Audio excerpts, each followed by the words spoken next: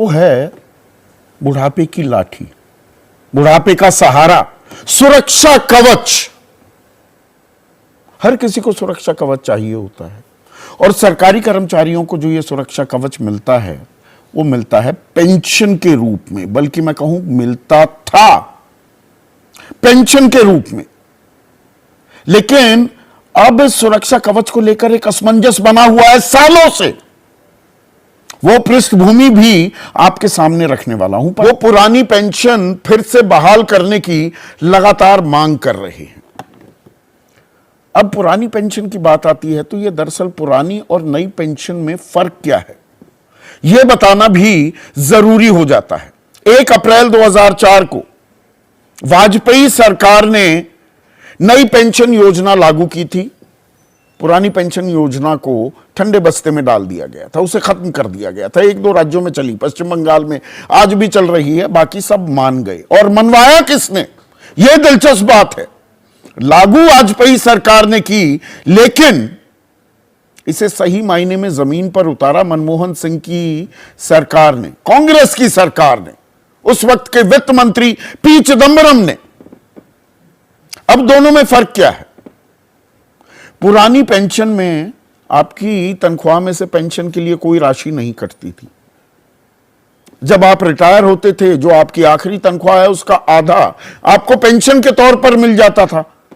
साथ में ग्रेच्युटी भी मिलती थी और महंगाई भत्ता वगैरह भी जुड़कर आता है। तो जिन्हें पुरानी पेंशन मिलती थी या मिलती है, वो किसी के सहारे उनको रहने की जरूरत नहीं पड़ती। अब नई पेंशन स्कीम आई। नई पेंशन स्कीम में क्या है? 10% आपकी तनख्वाह में से कटता है, आपकी बेसिक सैलरी का 10%। 14% सरकार भी देती है, पर कोई ग्रेच्युटी नहीं बनती। और क्या रकम आपको मिलेगी यह कोई तय नहीं है, क्योंकि जो आपसे पैसा लिया जाता है वो PFRDA बाजार में लगाता है और उसी में से आप 25% हिस्सा निकाल सकते हैं, 40 निकाल सकते हैं। बाकी एन्युटी के तौर पर उसी में पड़ा रहेगा जब आप सेवानिवृत्त भी हो गए। तो कर्मचारी परेशान है। अब उत्तर प्रदेश का मैं आपको उदाहरण दूं, शिक्षकों का ही। एक जनाब बनारस के हैं, पढ़ाते थे। आखिरी तनख्वाह थी 84,000 रुपए प्रति माह, 84,000 कुछ रुपए। उनको पेंशन मिलती है 2,100 रुपए की। एक और शख्स 78,000 रुपए आखिरी वेतन था, पेंशन मिलती है 1,600 रुपए की। अब इस पर मांग तो ये बड़े दिनों से चल रही है, पर राजनीति हावी होने लगी है। अब कर्मचारियों का हाल वो हो गया कि आसमान से गिरे और खजूर में अटके। वो पुरानी पेंशन योजना पर जाना तो चाहते हैं, पर जाएंगे तो उनको कितनी मिलेगी पेंशन यह अभी तय नहीं है। सरकार कह रही है कि हम तो देंगे नहीं, ना वो कानून में बदलाव करने को तैयार है और ना ही पुरानी पेंशन को बहाल करने के लिए तैयार है। उसमें तर्क क्या दिए जा रहे हैं? अब ये दूसरा पहलू, नीति आयोग कहता है कि भाई करदाता पर बोझ बढ़ेगा, अर्थव्यवस्था के लिए खतरनाक बनाता है वित्त मंत्रालय। केंद्र सरकार कहती है कि हम इसीलिए कोई विचार नहीं कर रहे हैं। पर जो सारी उम्र सरकारी नौकरी करे, यानी कि देश सेवा करे, उसको पैसे देने की बात आए तो गुणा भाग और गणित और अर्थव्यवस्था समझाई जाती है। इसमें भी एक खास पहलू है। ये कानून बनाने वाले जो हमारे सांसद हैं, हमारे विधायक हैं, ये पुरानी पेंशन ले रहे हैं। एक बड़ी दिलचस्प बात आपके सामने पेश करूं तो आप बिल्कुल उछल पड़ेंगे अपनी कुर्सी से। अभी कुछ समय पहले तक, पंजाब का उदाहरण दे रहा हूं, वहां पर क्या सिस्टम था कि जितनी बार के विधायक हो उतनी बार की पेंशन, सांसद बन गए तो वो पेंशन भी जुड़ गई। एक जनाब को तो 6.25 लाख रुपए महीना पेंशन मिल रही थी। भगवंत मान ने अब वो सिस्टम खत्म कर दिया कि एक ही पेंशन मिलेगी, ये नहीं कितनी बार चुने गए हो। कई राज्यों में ऐसा है, कई राज्यों में कुछ और है, पर आम जनता, आम सरकारी कर्मचारी को नई पेंशन योजना, सांसदों विधायकों को पुरानी पेंशन क्यों? और मुझे अपने फौजियों पर गर्व है, नाज है, वो देश के लिए जान कुर्बान करने को तैयार रहते हैं, उन्हें पुरानी पेंशन दी जाती है। पुरानी पेंशन योजना चल रही है फौज में, पर बाकी सरकारी कर्मचारियों को नई पेंशन योजना।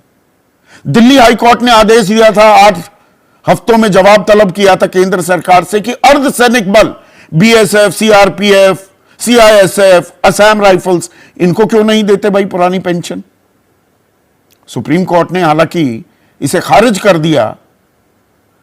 तो हमारे पैमाने अलग अलग क्यों हैं? और ग्लोबल पेंशन इंडेक्स, हम अपनी बुजुर्ग जो पीढ़ी है उनका कितना ख्याल रखते हैं उसका एक अंदाजा मिलता है। 44 देशों में हम 41वें नंबर पर हैं, और हम तो एक वेलफेयर स्टेट है, तो सरकार की कोई जिम्मेदारी या कोई जवाबदेही नहीं होती है क्या? और 40 लाख के करीब केंद्र में सरकारी कर्मचारी हैं, 31 लाख केंद्र सरकार में, 9 लाख तो पोस्ट खाली पड़ी हैं, अभी 2.5-3 लाख भर गई हैं, और 8.5 लाख सार्वजनिक क्षेत्रों में पब्लिक सेक्टर अंडरटेकिंग्स में काम करते हैं। कुल मिलाकर सरकारी कर्मचारियों की तादाद 2 करोड़ से ज्यादा बताई जाती है। तो क्या ये पुरानी पेंशन का जिन फिर बाहर निकलेगा? तो दोस्तों, आपने देखा कि यह पत्रकार महोदय संदीप चौधरी ने पुरानी पेंशन की मुद्दा को बड़े स्तर से उठाए हैं। दोस्तों, यह संघर्ष जो पुरानी पेंशन के लिए पिछले 20 वर्षों से संघर्ष किया जा रहा है, एनएमओपीएस के राष्ट्रीय अध्यक्ष विजय कुमार बंधु जी और भी जो बड़े संगठन हैं, छोटे संगठन, वह लगभग 20 वर्षों से पुरानी पेंशन के लिए संघर्ष कर रहे हैं, तब जाकर के सरकार इस बात को समझी है। और दोस्तों, एनपीएस के स्थान पे यूपीएस दिया गया है। दोस्तों, इसको लेकर के पहले टीवी चैनल पे डिबेट नहीं होता था, लेकिन जब से कर्मचारियों ने अपना अधिकार समझा, वह आंदोलन की लड़ाई को आगे बढ़ाया और लाखों लाखों की संख्या में विरोध प्रदर्शन जब शुरू हुआ, तब से इस मुद्दा को राष्ट्रीय न्यूज चैनल पर भी उठाया जाने लगा है और सरकार अपनी प्रवक्ता को भी लाइव डिबेट में भेजने लगे हैं। इसका मतलब दोस्तों, सरकार इस पे पूरी तरह से संज्ञान ली है कि ओपीएस कर्मचारियों की एक बहुत ही बड़ी मुद्दा है। दोस्तों, पिछले चुनाव में भी ओपीएस को लेकर के बहुत सारे स्टेट में बीजेपी की सरकार खत्म हो गई और पिछले लोकसभा चुनाव में भी बीजेपी को बहुत बड़ा झटका लगा और उनको यह सबक मिला कि जो ओपीएस जो आंदोलनकारी है, जो कर्मचारी है, उनकी मांगों को हम नजरअंदाज कर दिए, इसीलिए हमको चुनाव में इस प्रकार के परिणाम देखने को मिला। दोस्तों, आने वाले समय में विजय कुमार बंधु जी ने यह घोषणा किया कि अगर पुरानी पेंशन को लेकर सरकार संज्ञान नहीं लेती है, पुरानी पेंशन नहीं लागू करती है, तो आने वाले लोकसभा चुनाव में पूरी तरह से सरकार को हम लोग उखाड़ फेंकने का काम करेंगे। अभी से ही एनएमओपीएस और बड़े संगठन की जो इसको लेकर के अभियान है, अभी से ही उन्होंने शुरू कर दिया है कि आने वाले समय में सरकार को बदलना है, पुरानी पेंशन कर्मचारियों को उनका अधिकार दिलाना है। दोस्तों, इस प्रकार की डिबेट बीजेपी के प्रवक्ता विजय कुमार बंधु जी और भी यूनियन के बड़े बड़े नेता हैं, उनके बीच लगातार हो रहे हैं, लगातार आवाज उठाया जा रहा है। दोस्तों, नेशनल चैनल पर, इंटरनेशनल चैनल पर, बीबीसी पर भी पुरानी पेंशन की मुद्दा को पूरी जोर शोर से उठाया जा रहा है। जी दोस्तों, जैसे कि आपने देखा कि इस एबीपी न्यूज पे भी पत्रकार महोदय जी ने पुरानी पेंशन की आवाज को एक बड़े स्तर से उठाया। और दोस्तों, एक और बात विजय कुमार बंधु जी ने आह्वान किया है कि हम एक विशाल बड़े स्तर पर एक रैली कर रहे हैं 1 मई 2025 को दिल्ली के रामलीला मैदान में, जिसमें पूरी तरह से दिल्ली को जाम किया जाएगा और बड़े स्तर पे लगभग 10 लाख से ऊपर जो कर्मचारी है, जो पेंशन की मार से जो भुगत रहे हैं, उनका अधिकार नहीं मिल रहा, वो एक बड़े लेवल पे आंदोलन कर रहे हैं।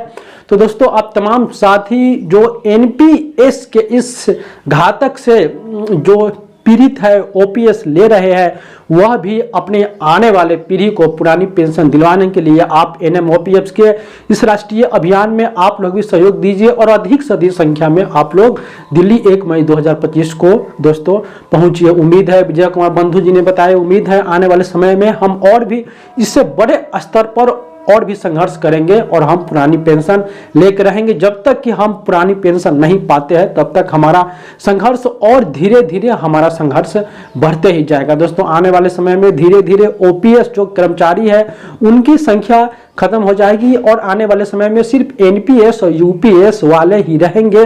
तो इससे और भी बड़े स्तर पर और भी विरोध होगा। आने वाले समय में जरूर पुरानी पेंशन दिया जाएगा। विजय कुमार बंधु जी ने इस प्रकार घोषणा की है। दोस्तों, इसी प्रकार के अपडेट के लिए कर्मचारी से संबंधित किसी भी प्रकार की जो उनकी मुद्दा है, उनको हम हमेशा उठाते रहते हैं। आप हमारे साथ बने रहें।